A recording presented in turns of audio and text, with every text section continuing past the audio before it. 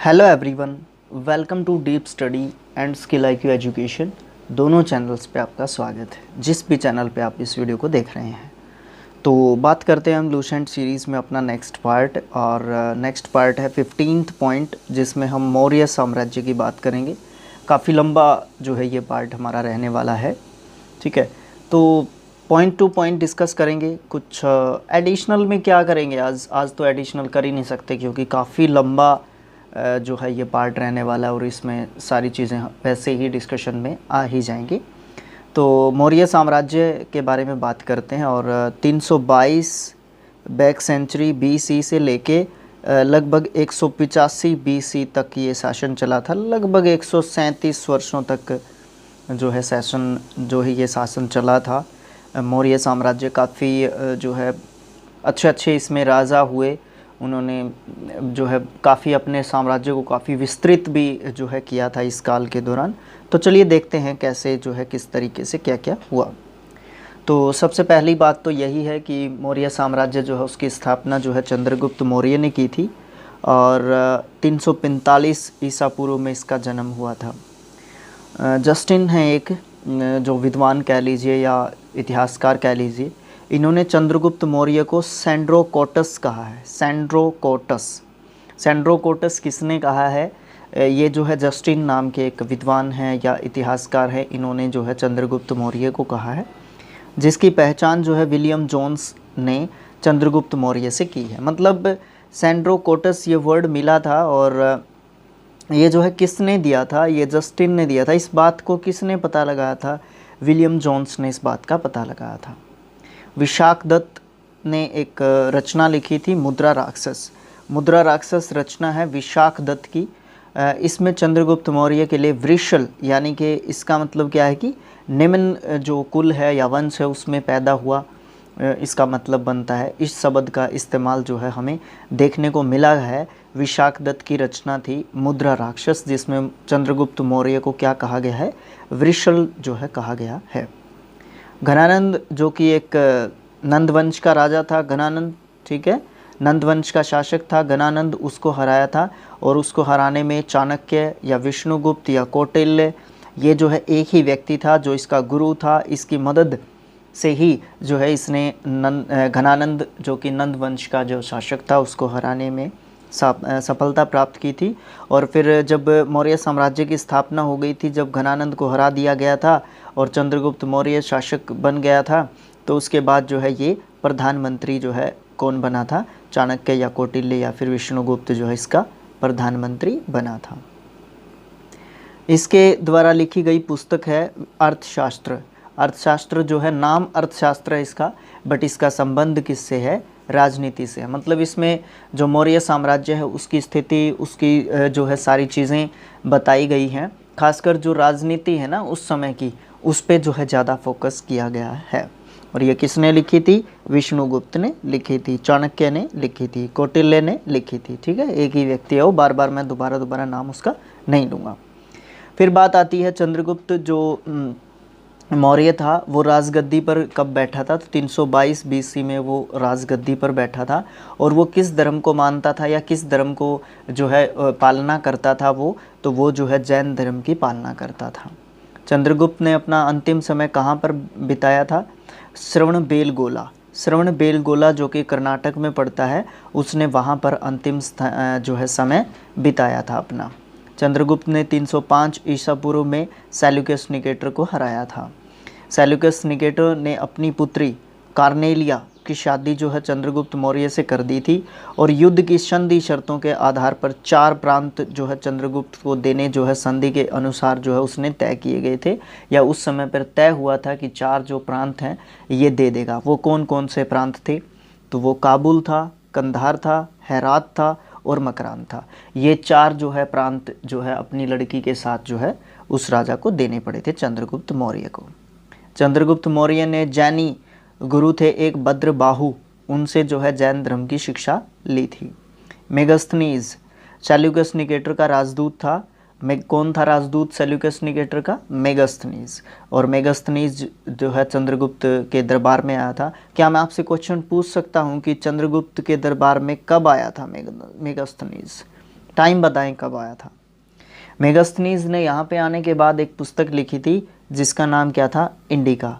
मेगास्थनीज के अनुसार सम्राट जो है जनता के सामने आने के अवसरों पर शोभा यात्रा के रूप में जो है जश्न मनाया जाता था। जब सम्राट जो है, ये जो है मेगास्थनीज ने इंडिका पुस्तक में लिखा था कि जब भी उस समय मतलब चंद्रगुप्त मौर्य के समय जब वो भारत में आया था तो क्या किया था, उसने पुस्तक लिखी थी इंडिका। इसमें बताया कि जो क्या बोलते हैं उसको, जो शोभा यात्रा की तरह से जो है एक तरीके से जश्न जो है लोगों के द्वारा मनाया जाता था जब राजा या सम्राट जो है जनता के सामने आता था।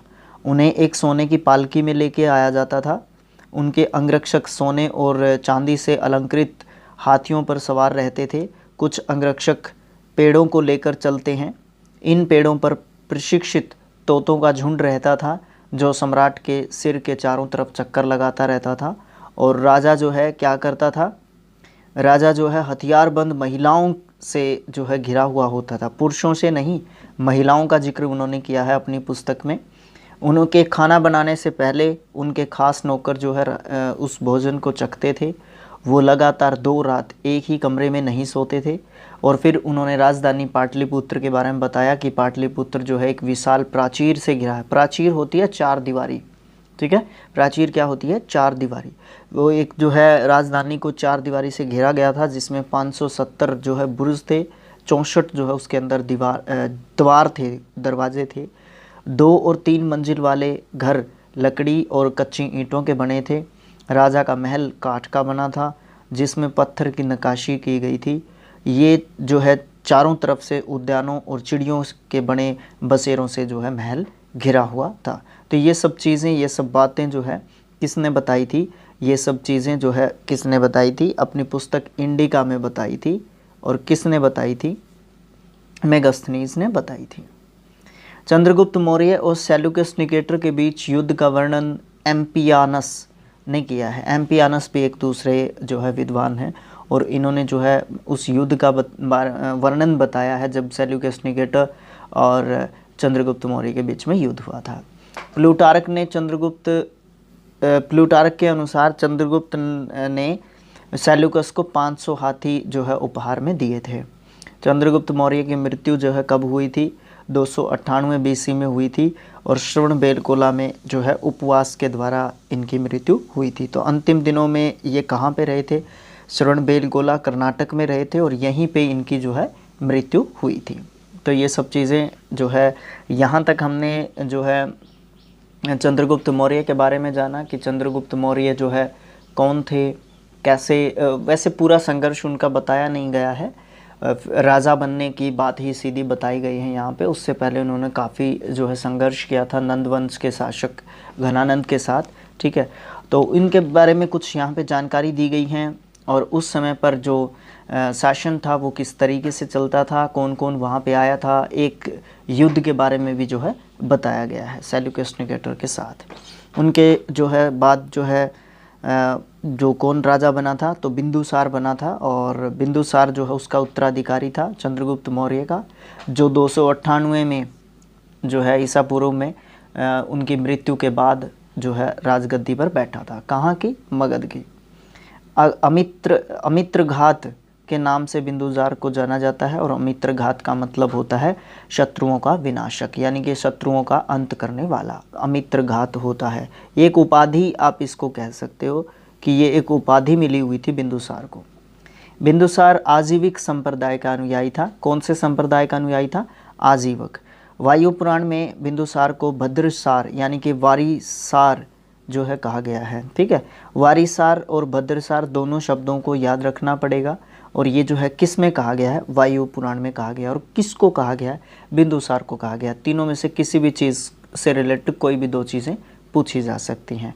एक तो कहा क्या गया है, किसको कहा गया है और किस में कहा गया है, ठीक है। ये 3 चीज़ों की मैं बात कर रहा था।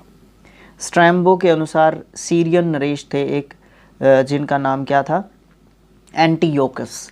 एंटीयोकस ने बिंदुसार के दरबार में डाइमेकस नाम का एक राजदूत भेजा था और इसको ही मेगास्थनीज का उत्तराधिकारी माना जाता है। मतलब इनके जो जब चंद्रगुप्त मौर्य थे उस समय पर जो है सेल्यूकस जो निकेटर थे उन्होंने जो है मेगास्थनीज को भेजा था, लेकिन मेगास्थनीज जो बिंदुसार हैं वो चंद्रगुप्त मौर्य के उत्तराधिकारी थे, और जो हमारे डाइमेकस हैं वो जो है हमारे मेगास्थनीज के उत्तराधिकारी माने जाते हैं।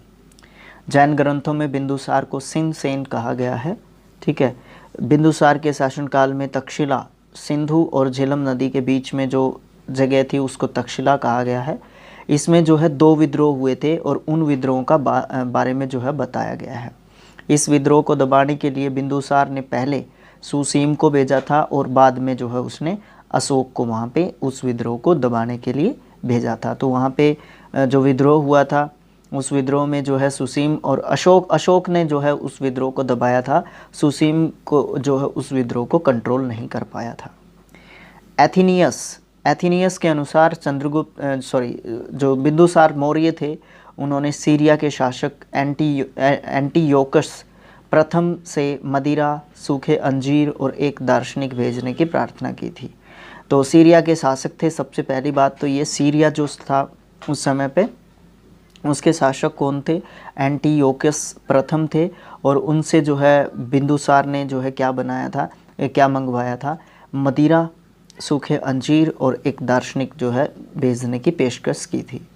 बौद्ध विद्वान हैं तारानाथ, इन्होंने बिंदुसार को 16 राज्यों का विजेता जो है अपने जो उनके लिटरेचर था उनका जो बौद्ध धर्म से संबंधित उन्होंने लिखा था उसमें जो है बिंदुसार को बताया कि बिंदुसार जो है 16 राज्यों का क्या था, एक तरीके से विजेता था।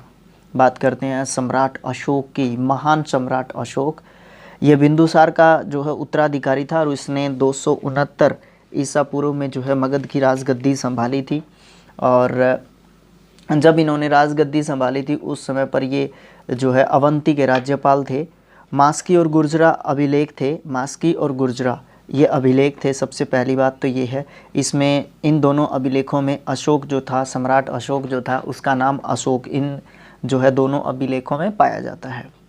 पुराणों में अशोक को अशोकवर्धन कहा जाता है, पुराणों में। ठीक है, उसके बाद अशोक ने अपने अभिषेक के 8वें वर्ष में लगभग 261 ईसा पूर्व में कलिंग पर आक्रमण कर दिया था, और कलिंग का युद्ध तो आप जानते ही हैं। ठीक है, तो कलिंग जो युद्ध है उससे संबंधित बहुत सारी चीज़ें, बहुत सारी बातें हमसे पूछी जाती हैं, और ये एक टर्निंग पॉइंट भी था अशोक जो था, उसकी जो ज़िंदगी थी, उसकी जो लाइफ थी उसका, और उस समय पर कलिंग का राजा कौन था, ये सब चीज़ें जो है हमसे पूछी जाती थी। तो यहाँ से थोड़ा सा केयरफुली आप जो है चीज़ों को सुने या देखें या पढ़ें। तो उन्होंने जो है जब शासन संभाला था तो उसके 8वें साल में लगभग 261 ईसा पूर्व में उन्होंने कलिंग पर आक्रमण कर दिया था। जैसा कि मैंने आपको वीडियो की शुरुआत में ही बताया था कि जो मौर्य साम्राज्य था उसके जितने भी महान सम्राट हुए थे उन्होंने अपने साम्राज्य का विस्तार करने की खूब सोची थी। ठीक है, तो उन्होंने कलिंग की राजधानी थी तोसली। देखिए ये एक एक पॉइंट आपको याद रखने पड़ेंगे। कलिंग की राजधानी कौन सी थी? तोसली थी, उस पर अधिकार कर लिया था 261 में जो है आक्रमण करके। पिलानी ने कहा था कि मिस्र का राजा फिलाडेल्फ्स यानी कि टोलमी द्वितीय, ये एक ही व्यक्ति के नाम है, मिस्र के राजा का ही नाम है टोलमी द्वितीय या फिलाडेल्फ्स। इसने जो है पाटलिपुत्र में डियानीसियस नाम का एक राजदूत भेजा था, और उस समय पर जो मगध है उसका जो राजा था वो कौन था? पाटलिपुत्र मगध की जो है राजधानी थी, तो उस समय पर अशोक जो है राजा था। ठीक है, तो अशोक के जो है शासनकाल में डियानीसियस नाम का एक राजदूत आया था, और ये किसने भेजा था? मिस्र के राजा ने भेजा था, और उसका नाम क्या था? फिलाडेल्फ्स या टोलमी द्वितीय। उपगुप्त नाम का एक बौद्ध भिक्षु था जिसने अशोक को जो है बौद्ध धर्म की शिक्षा दीक्षा दी थी। अशोक ने आजीविकों को रहने के लिए बराबर की पहाड़ियों में 4 गुफाओं का निर्माण करवाया था, जिनका नाम क्या था? करज, चौपार, सुदामा और विश्व झोपड़ी। अशोक का पौत्र था दशरथ, पौत्र मतलब पोता था इनका। उसने जो है आजीविकों को नागार्जुन गुफा भी प्रदान कर दी थी। बाद में 5 गुफाएं हो गई थी, लेकिन अशोक ने जो है उनको 4 गुफाएं जो है वहाँ पे दी थी। उन गुफाओं के नाम क्या हैं? विश्व झोपड़ी, सुदामा, चौपार और कर्ज। ठीक है, फिर इनका पोता था दशरथ। दशरथ ने जो है नागार्जुन गुफा जो है उनको दी थी।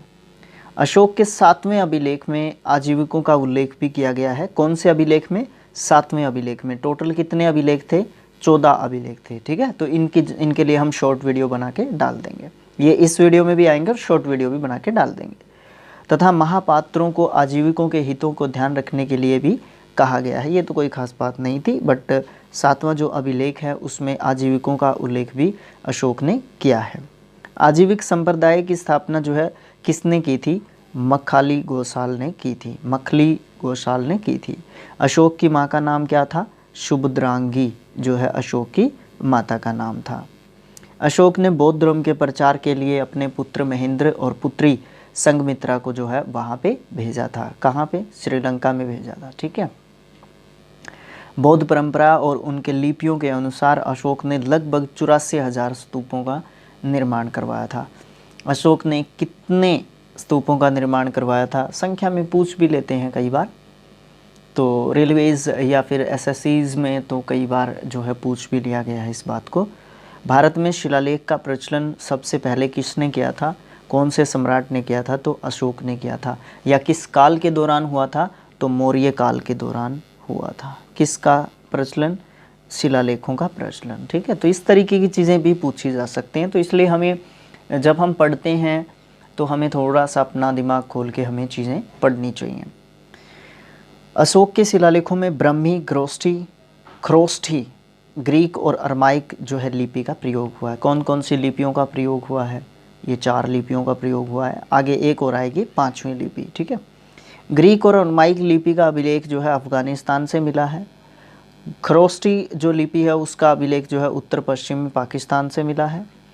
शेष भारत से जो है ब्रह्मी लिपि के अभिलेख जो है अशोक के समय के या मौर्यकालीन समय के जो अभिलेख हैं वो हमें प्राप्त हुए हैं। ख्रोष्ठी जो लिपि है वो दाईं ओर से बाईं ओर लिखी जाती थी। ठीक है, ख्रोष्ठी लिपि किस तरफ से किस तरफ लिखी जाती थी, इस तरीके की चीज़ें भी हमसे पूछी जाती हैं। अशोक के अभिलेखों को कितने भागों में बांटा गया है और उनके नाम क्या क्या हैं? अशोक के जो अभिलेख हैं उनको 3 भागों में बांटा है, गुहालेख, स्तंभ लेख और शिलालेख। अशोक के जो शिलालेख हैं उनकी खोज कब हुई थी? 1750 ईस्वी में हुई थी। इनकी संख्या कितनी है? इनकी संख्या है 14। ठीक है, तो शिलालेख जो हैं उनकी संख्या कितनी है? 14 है। उसके बाद जो 1750 में इन शिलालेखों की जो खोज हुई थी वो किसने की थी? तो वो पाद्रेटी पैंथेलर।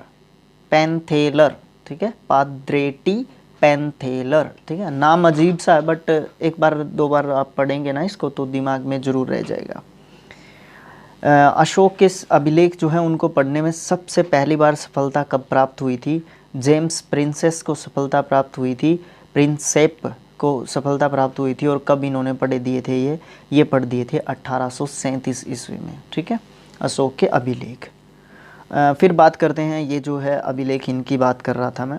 अशोक के प्रमुख शिलालेख और उनमें जो वर्णित विषय हैं कौन कौन से हैं?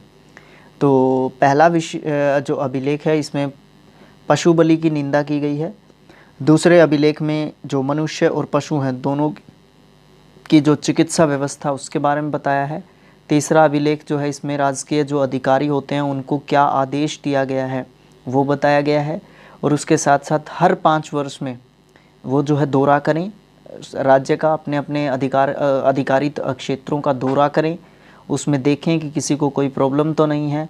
या फिर स्पेशली जो है धर्म से संबंधित किया गया था कि देखें कि वहाँ पे धार्मिक जो नियम हैं उनको जो है बताया गया है, जो भी धार्मिक नियम बताए गए उनका पालन अच्छे तरीके से हो रहा है या नहीं हो रहा है। चौथे अभिलेख में उसने जो है भेरी घोष की जगह जो धम्म घोष है उसकी जो घोषणा की थी, उस घोषणा को जो है चौथे अभिलेख में जो है बताया गया है। 5वें अभिलेख में जो है धर्म जो महामात्र हैं उनके बारे में बताया है। छठे अभिलेख में आत्म नियंत्रण की जो शिक्षा दीक्षा है उसके बारे में बात की है। और जो हमारा 7वां और 8वां अभिलेख है इसमें तीर्थ यात्राओं के बारे में इन्होंने बताया है। 9वें अभिलेख में सच्ची भेंट और सच्चा जो शिष्टाचार क्या होता है इन सब चीज़ों के बारे में जो है हमें बताया गया है। 10वें अभिलेख में अशोक ने जो है आदेश दिया था कि जो राजा है और जो उच्च अधिकारी हैं उनको क्या करना चाहिए, उनको हमेशा जो है प्रजा के हित के कार्य जो है करते रहना चाहिए। ऐसा जो है अभिलेख नंबर 10 में जो है अशोक के बताया गया है।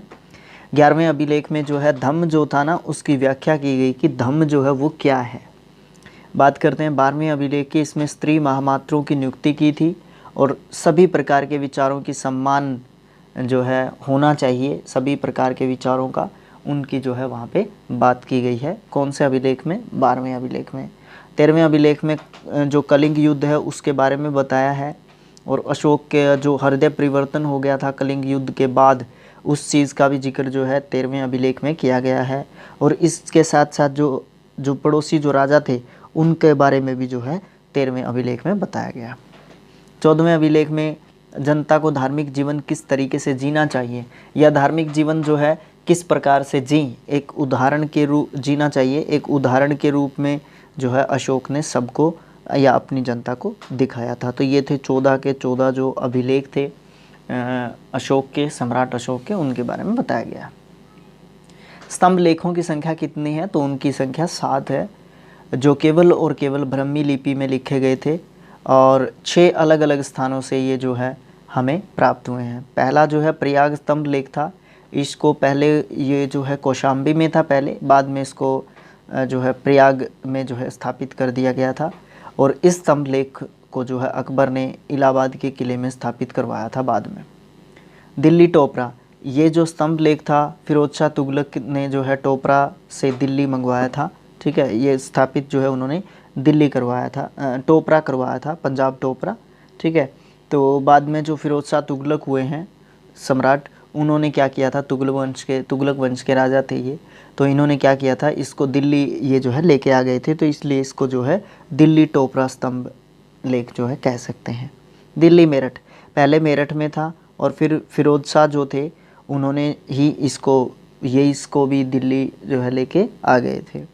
रामपुरवा, ये स्तंभ लेख जो है चंपारण जो कि बिहार में है, जहाँ पे गांधी जी ने आंदोलन लड़ा था, वहाँ पे से जो है इसकी खोज की थी, और इसकी खोज जो है कार्लायल ने की थी 1872 में। फिर है लोरिया अरेजाज, चंपारण बिहार में ये जो है हमें अभिलेख मिलता है। सॉरी, अभिलेख नहीं है, शिलालेख है, स्तंभ लेख है, स्तंभ लेख। फिर है लोरिया नंदनगढ़, ये चंपारण बिहार में जो है हमें मिलता है, और इसके ऊपर खास बात क्या है इसके ऊपर जो है मोर का चित्रण हमें देखने को मिलता है। उसके बाद जो है हमें कौशाम्बी अभिलेख को क्या कहा गया है? कौशाम्बी अभिलेख को रानी का अभिलेख कहा गया है। अशोक का सबसे छोटा स्तंभ लेख जो है रुम्नी देई है। क्या है ये रुम्नी देई? ये एक स्तंभ लेख है और सबसे छोटा स्तंभ लेख है। किसका? अशोक का।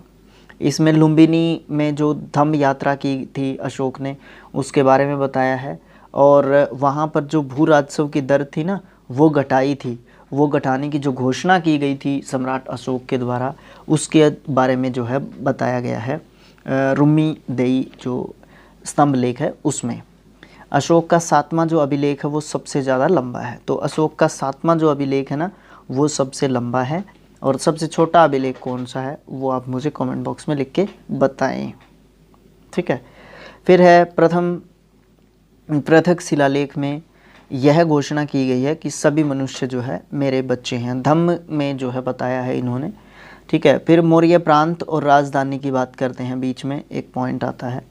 उत्तरापथ तक्षशिला थी राजधानी, अवंती राष्ट्र उज्जैनी थी, कलिंग की तोसली थी, दक्षिणापथ की जो है सुवर्णागिरी थी, प्राशी यानी कि पूर्वी प्रांत की पाटलिपुत्र जो है राजधानी थी।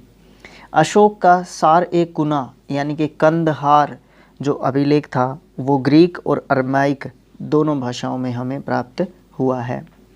साम्राज्य में मुख्यमंत्री और पुरोहित की नियुक्ति जो है पूर्व इससे पहले यानी कि नियुक्ति करने से पहले किसकी? मुख्यमंत्री या फिर पुरोहित की नियुक्ति करने से पहले उनके चरित्र की जो है अच्छे तरीके से जांच की जाती थी, जिसको क्या कहा जाता था? जिस परीक्षण को उपधा परीक्षण कहा जाता था।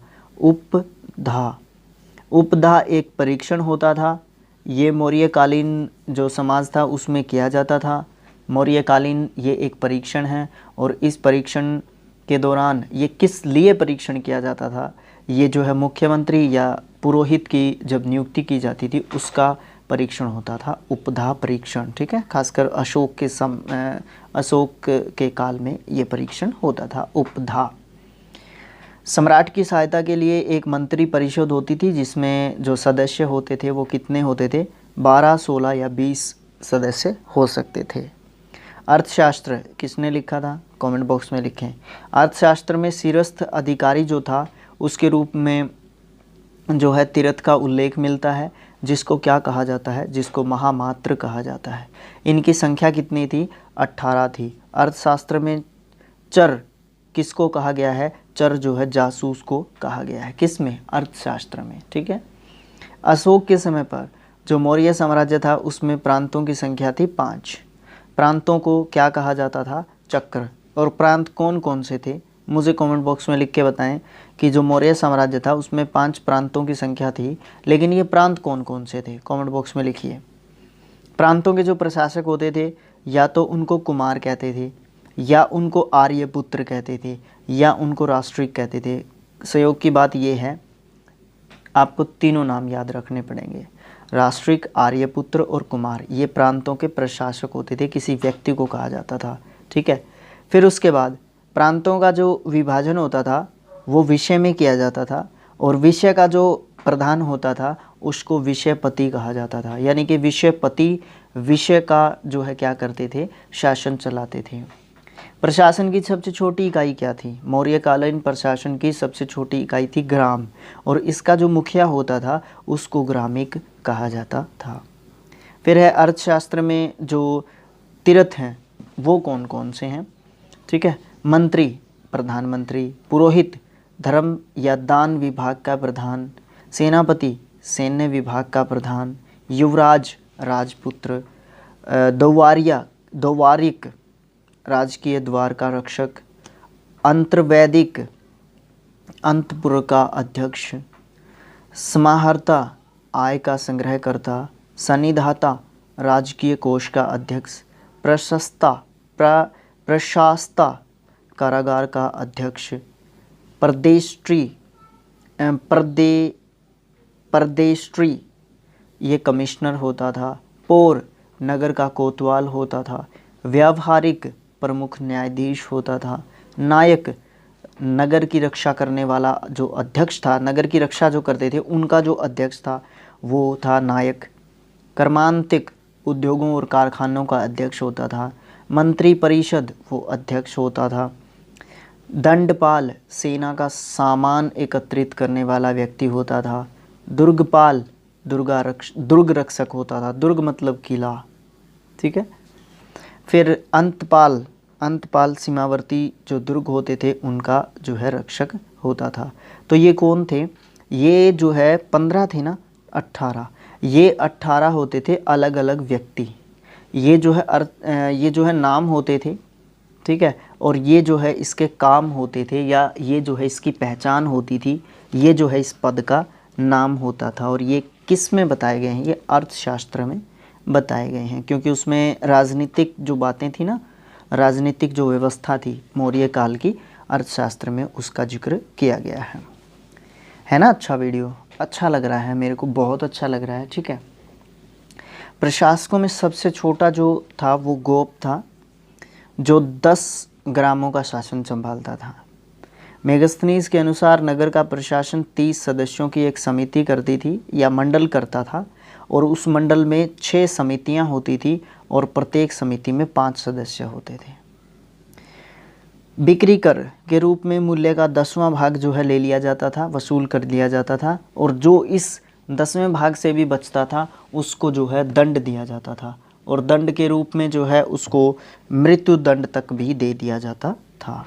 ठीक है। सिर्फ इकोनॉमिकली उसको दंडित नहीं किया जाता था, सिर्फ और सिर्फ उसको धन से ही दंडित नहीं किया जाता था, बल्कि उसको मृत्यु दंड तक दे दिया जाता था। तो इसलिए जो कानून थे ना वो थोड़े से क्या थे, कठोर थे। फिर मेगस्थनीज ने बताया कि एग्रोनोमाई मार्ग निर्माण अधिकारी को कहते थे। एग्रोनोमाई, एग्रोनोमाई होता था जो भी रास्ते बनाने वाला जो अधिकारी होता था ना, उसको जो है एग्रोनोमाई कहते थे। जस्टिन के अनुसार जो चंद्रगुप्त मौर्य है उसकी सेना में लगभग 50,000 अश्व सैनिक होते थे, घोड़ों पर चलने वाले सैनिक होते थे। लगभग 9,000 हाथी थे और 8,000 के लगभग जो है क्या होती थी, रथ सेना होती थी।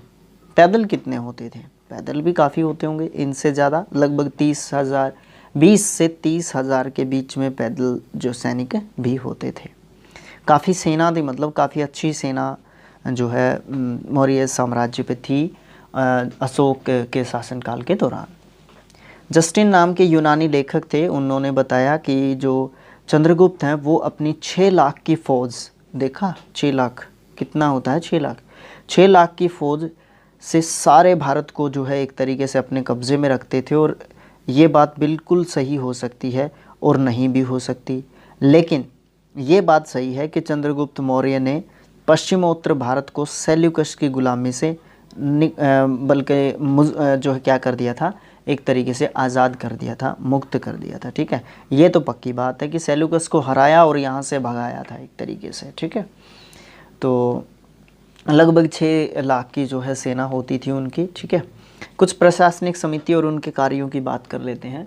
तो पहली जो अब आपको पता है कि 6 जो है प्रशासनिक जो है क्या होती थी, इकाइयाँ होती थी, और कौन सी इकाई क्या काम करती थी, प्रत्येक में 6 सदस्य होते थे, ये वही है। ठीक है, सबसे पहली जो समिति होती थी वो उद्योग और शिल्प कार्यों को जो है देखभाल करती थी। दूसरी समिति होती थी विदेशियों की देखरेख करती थी। तीसरी समिति जो है जन्म मरण का जो विवरण है, ब्यौरा है, वो रखती थी। चौथी जो समिति होती थी वो व्यापार और वाणिज्य की देखभाल करती थी। पांचवी जो समिति होती थी जो भी निर्मित जो वस्तुएं होती हैं उनके विक्रय से संबंधित जो है जो निरीक्षण जो है करती थी। और छठी जो समिति होती थी वो बिक्री जो कर है ना उसको वसूल करने वाली समिति होती थी।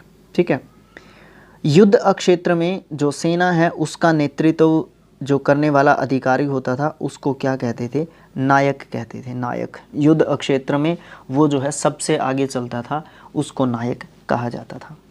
सैन्य विभाग का सबसे बड़ा अधिकारी कौन होता था, सेनापति। पिलानी के अनुसार, या पिलानी नामक, नहीं सॉरी पिलानी, मैंने सोचा कि विद्वान की बात की जा रही है। पिलानी नामक यूनानी लेखक, हाँ वही उसी की बात की जा रही है।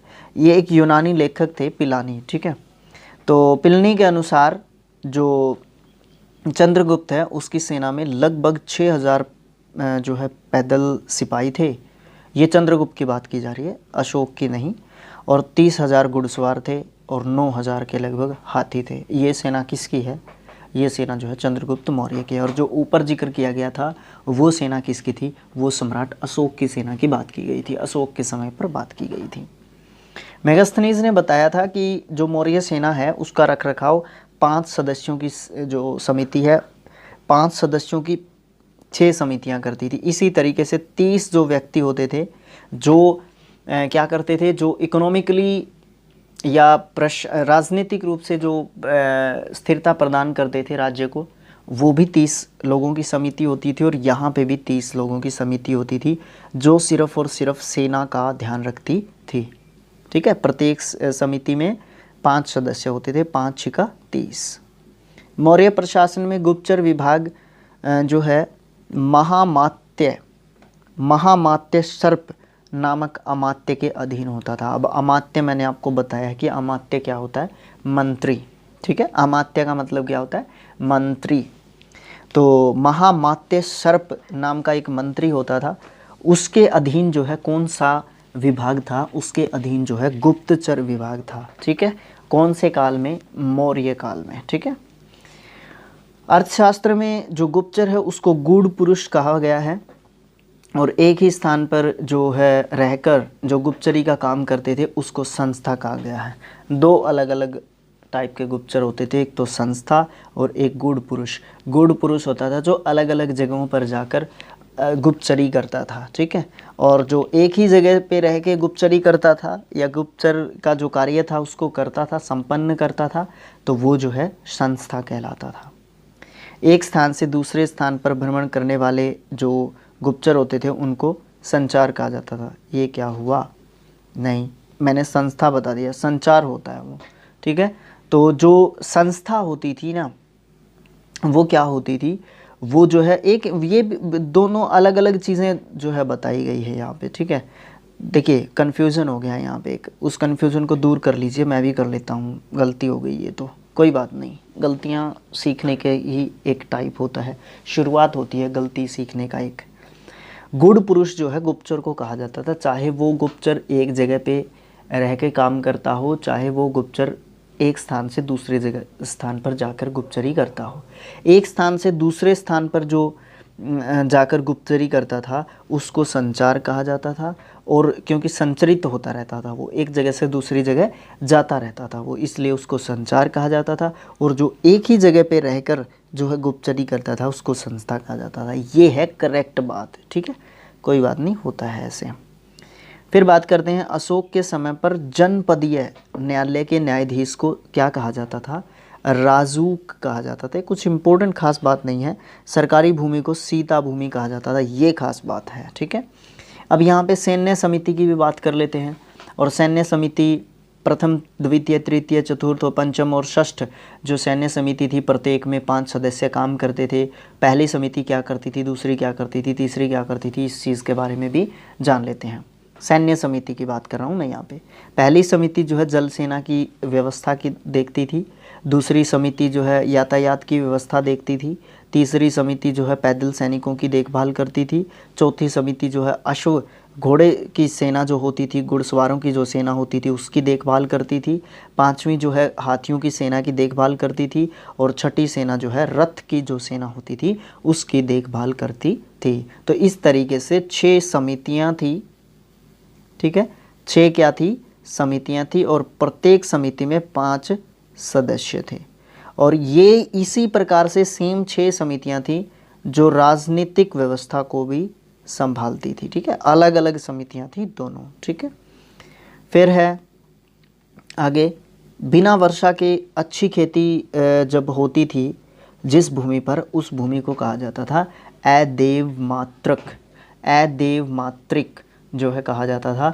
ये एक प्रकार होता था किसका, भूमि का। भूमि का ऐसा प्रकार होता था जिस पर बिना वर्षा के ही अच्छी खेती हो जाती थी। मेगास्थनीज ने बताया था कि भारतीय समाज जो है 7 भागों में बटा हुआ था, और ये 7 भाग थे दार्शनिक, किसान, अहीर, कारीगर, सैनिक, निरीक्षक और सभासद, ठीक है। ये किस काल की बात कर रहे हैं, मौर्य काल की बात कर रहे हैं। ये किसने बताया था, ये मेगास्थनीज नाम की पुस्तक में बताया, मेगास्थनीज ने बताया था अपनी पुस्तक में, ठीक है, अपनी पुस्तक में उन्होंने बताया था। स्वतंत्र वेश्यावृत्ति करने वाली जो महिलाएं होती थी उसको रूपा जीवा कहा जाता था। किस काल में कहा जाता था रूपा जीवा, वेश्यावृत्ति करने वाली महिला को? मौर्य काल में। इस तरीके के क्वेश्चंस जो है बनते हैं। तो हम जो हमारी MCQ की जो सीरीज़ है ना उसको भी स्टार्ट करेंगे हम जल्दी ही, ठीक है, तो उससे और भी ज़्यादा मज़ा आएगा पढ़ने में। नंद वंश के विनाश करने में चंद्रगुप्त मौर्य ने कश्मीर के राजा प्रवर्तक से सहायता जो है ली थी। तो कश्मीर का राजा था किसके समय पे, नंद वंश के समय पे, घनानंद के समय पे कह लीजिए आप, और प्रवर्तक था राजा का नाम, ये जम्मू कश्मीर का राजा था। इसने जो है घनानंद को हराने में जो है चंद्रगुप्त मौर्य की काफ़ी हद तक मदद की थी। मौर्य साम्राज्य कितने वर्षों तक लगभग चला था, तो मौर्य साम्राज्य जो है लगभग 137 वर्षों तक जो है चला था और सफलतापूर्वक चलता रहा था।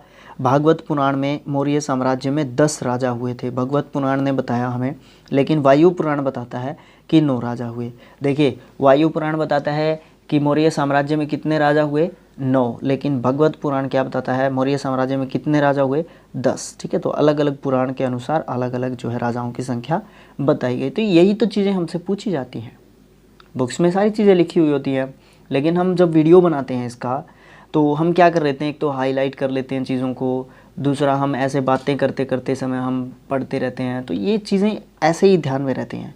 मौर्य साम्राज्य का लास्ट जो राजा था, अंतिम जो शासक था, बृहदर्थ था। अब बृहदर्थ, देखिए मैं आपसे पूछता हूँ क्वेश्चन, भगवत पुराण के अनुसार बृहदर्थ जो है मौर्य साम्राज्य का कौन से नंबर का राजा था?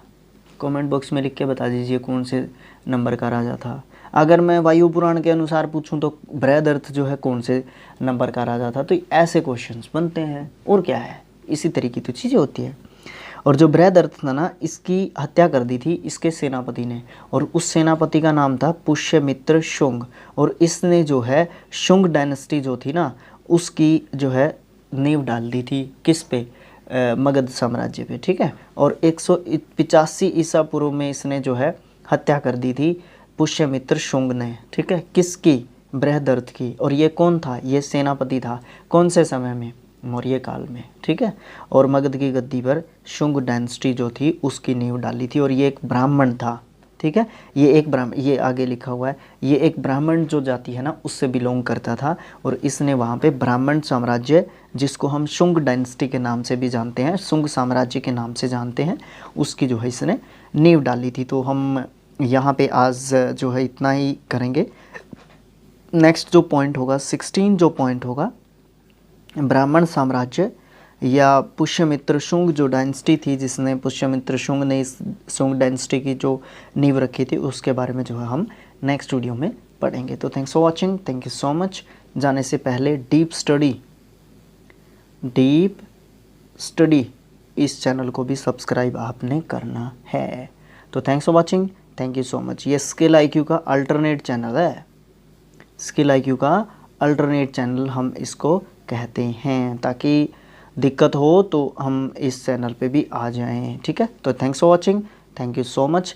मिलेंगे नेक्स्ट पार्ट में। देखते रहिए स्किल IQ और डीप स्टडी दोनों, ठीक है, ताकि हमें अच्छी सपोर्ट मिलती रहे। तो thanks for watching, thank you so much friends.